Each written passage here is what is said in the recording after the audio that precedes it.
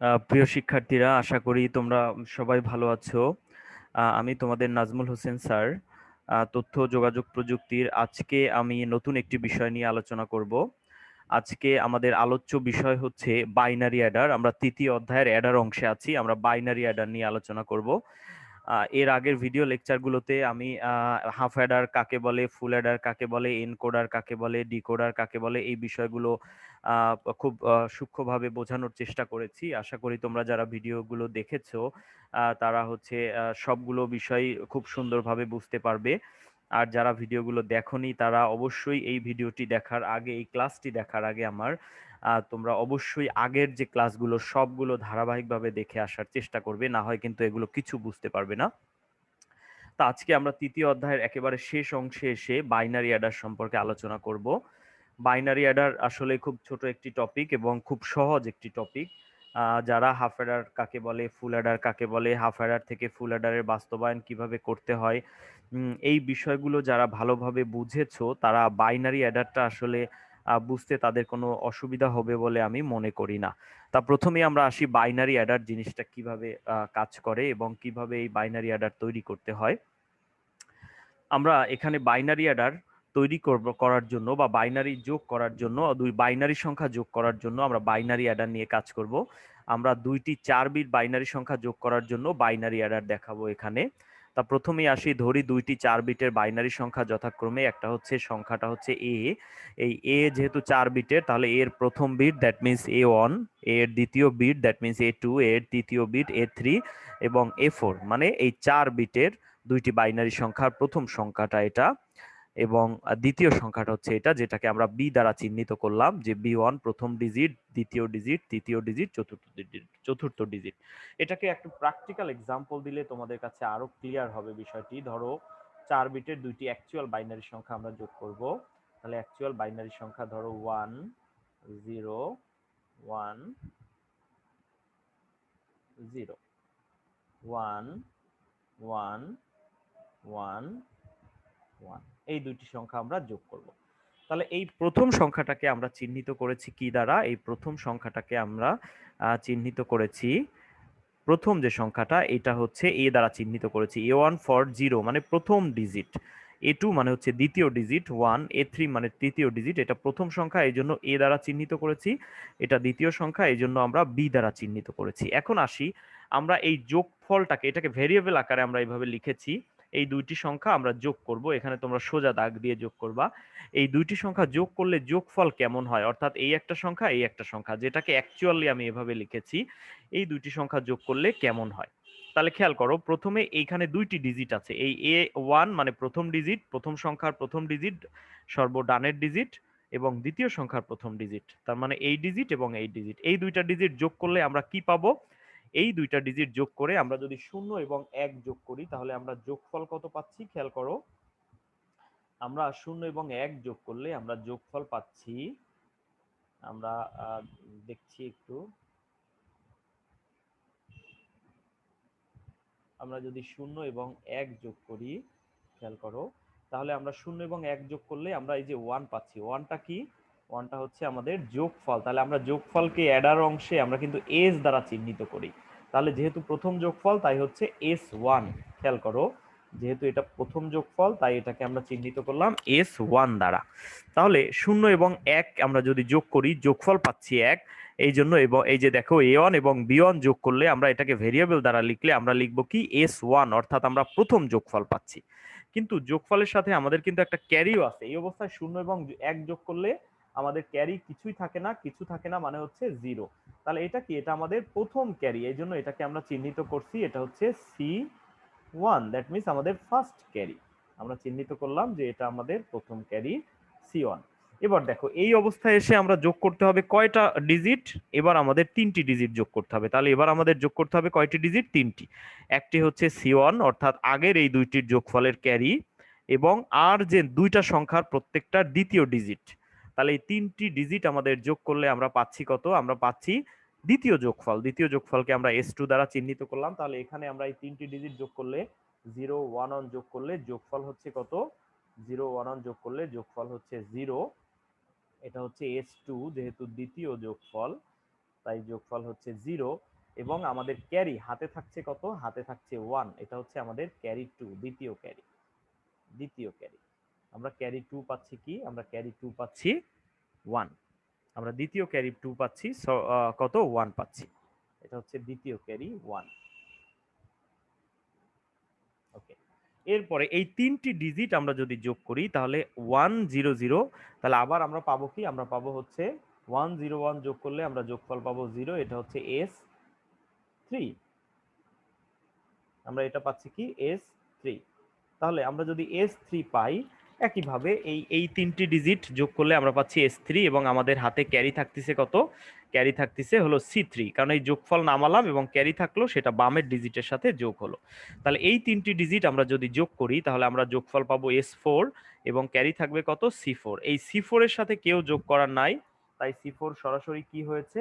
এখানে বসে গেছে। যেহেতু C4 এর সাথে আর কেউ বসানোর নাই, তাই C4 সরাসরি বসে গিয়েছে। একইভাবে আমরা এই জায়গায় যদি যোগ করি, যোগফল 0, আমাদের ক্যারি থাকে কত? ক্যারি থাকে 1। এটা হচ্ছে আমাদের কত ক্যারি? তৃতীয় ক্যারি। তাহলে তৃতীয় ক্যারি এবং এই দুইটা যোগ করলে আমরা যোগফল পাচ্ছি কত? 3টা 1 যোগ করলে 1, তার মানে এটা হচ্ছে S4। S4 আমরা পাচ্ছি এবং আমরা ক্যারি পাচ্ছি কত? C4। এই C4 হচ্ছে C4 মানে কি? 3টা 1 যোগ করলে 1 এবং হাতেও থাকছে কত? 1। সেই 1 কি হচ্ছে? এই যে বসে যাচ্ছে। তাহলে ঠিক এইটাকে, এটা হলো অ্যাকচুয়াল নাম্বার যোগ করলাম, আর এটাকে হচ্ছে কিভাবে এটাকে ভ্যারিয়েবল আকারে প্রকাশ করে সেটা আমরা দেখালাম। তাহলে আমরা দেখতে পাচ্ছি যে দুইটি বাইনারি সংখ্যা যোগ করলে আমরা প্রথমে পাচ্ছি প্রথম সাম এবং ক্যারি তৈরি হচ্ছে সেই ক্যারি, এবং দ্বিতীয় ডিজিটগুলো যোগ করলে পাচ্ছি দ্বিতীয় সাম এবং দ্বিতীয় ক্যারি তৈরি হচ্ছে দ্বিতীয় ক্যারি, এবং তৃতীয় স্টেজের ফলসহ ডিজিটগুলো নিয়ে পাচ্ছি তৃতীয় সাম এবং তৈরি হচ্ছে তৃতীয় ক্যারি, এবং চতুর্থ ডিজিটগুলো নিয়ে হচ্ছে চতুর্থ সাম এবং তৈরি হচ্ছে চতুর্থ ক্যারি। এটি যোগ করা কেউ নাই, তাই এটা নেমে গিয়েছে। এবার আমরা দেখাবো যে এই জিনিসটাকে কিভাবে সার্কিটের মাধ্যমে উপস্থাপন করা হয়। তাহলে আমরা দুইটি 4 বিট বাইনারি সংখ্যা যোগ করার জন্য বাইনারি অ্যাডার বাস্তবায়ন আমরা দেখাবো। তাহলে দেখো এই অংশটায় কয়টা ডিজিট যোগ করা হচ্ছে, একটু ভালো করে মনোযোগ সহকারে বোঝার চেষ্টা করতে হবে। এই অংশটায় আমরা দেখতে পাচ্ছি যে এই অংশটায় আমাদের কয়টি ডিজিট যোগ হচ্ছে? দুইটি ডিজিট। দুইটি ডিজিট যোগ করার জন্য আমরা কিন্তু হাফ অ্যাডার দিয়ে কাজ করতে পারি এবং হাফ অ্যাডারেরই প্রয়োজন হয়। তাহলে প্রথম ডিজিট A1 এবং দ্বিতীয় ডিজিট হচ্ছে B1, এটাকে আমরা ইনপুট হিসেবে নিলাম এবং আমরা জানি প্রত্যেকটা অ্যাডারের দুইটি আউটপুট হয়, একটা হচ্ছে সাম আর একটা হচ্ছে ক্যারি। তাহলে সামটাকে আমরা নিচে নামাই অঙ্ক করার সময় অবশ্যই। তাহলে আমরা নামাচ্ছি কি? সাম 1 অর্থাৎ প্রথম যোগফল, এবং ক্যারিটা আমরা কিন্তু আর নামিয়ে ফেলি না, এই ক্যারিটা পরবর্তী বিটগুলোর সাথে যোগ করি, তাই ক্যারিটাকে আমরা ট্রান্সফার করে দিলাম। আমরা ক্যারি 1কে ট্রান্সফার করে দিলাম পরবর্তী স্টেপ যোগ করার জন্য। তাহলে পরবর্তী স্টেপে একটা ফুল অ্যাডার রাখতে হবে। কেন ফুল অ্যাডার রাখতে হবে? কারণ তিনটি ডিজিট যোগ করতে হবে। একটা তিনটির মধ্যে দুইটি হচ্ছে দ্বিতীয়, প্রথম এবং দ্বিতীয় সংখ্যাটার ডিজিটগুলো, এবং আগের যে ক্যারি সেইটাকে যোগ করতে হচ্ছে, এটাকে ক্যারি ইন বলা হয়। তাহলে আমরা এই ফুল অ্যাডার দিয়ে আমরা দ্বিতীয় ডিজিট এবং প্রথম সংখ্যার দ্বিতীয় ডিজিট এবং দ্বিতীয় সংখ্যার দ্বিতীয় ডিজিট সাথে হাফ অ্যাডার থেকে প্রাপ্ত ক্যারি, এই তিনটি জিনিসকে আমরা এই তীর চিহ্ন দিয়ে ইনপুট বুঝাচ্ছি। ইনপুট দিলাম এবং আমরা আউটপুট পাবো কি? S2।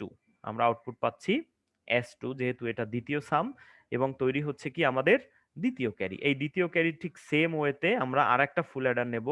ফুল অ্যাডার নিয়ে এর সাথে ওই যে তৃতীয় স্টেজে যে ডিজিটগুলো, এই ডিজিটগুলো ইনপুট হিসেবে দেব এবং আগের ক্যারিটা দিয়ে দেব। দিয়ে আমরা পাবো তৃতীয় সাম এবং তৈরি হবে তৃতীয় ক্যারি। আমরা তৃতীয় ক্যারিকে আবার হচ্ছে পরবর্তী ফুল অ্যাডারে দিলাম।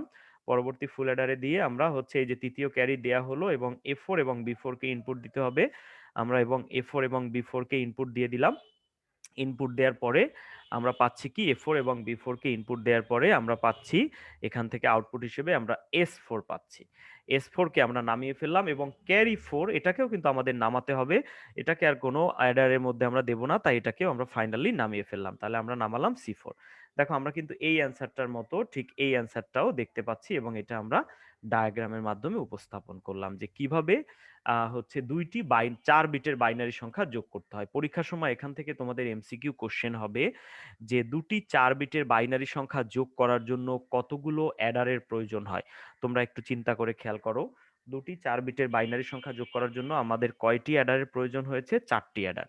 এবার কোশ্চেন হতে পারে যে দুটি 4 বিটের বাইনারি সংখ্যা যোগ করার জন্য কয়টি ফুল অ্যাডারের প্রয়োজন হয়? আমরা দেখতে পাচ্ছি 3টি ফুল অ্যাডারের প্রয়োজন হচ্ছে এবং একটি হাফ অ্যাডারের প্রয়োজন হচ্ছে। মনে রাখতে হবে যে প্রথমটি হাফ অ্যাডার এবং বাকিগুলো অবশ্যই ফুল অ্যাডারের প্রয়োজন, এছাড়া আমরা কিন্তু যোগ করতে পারবো না।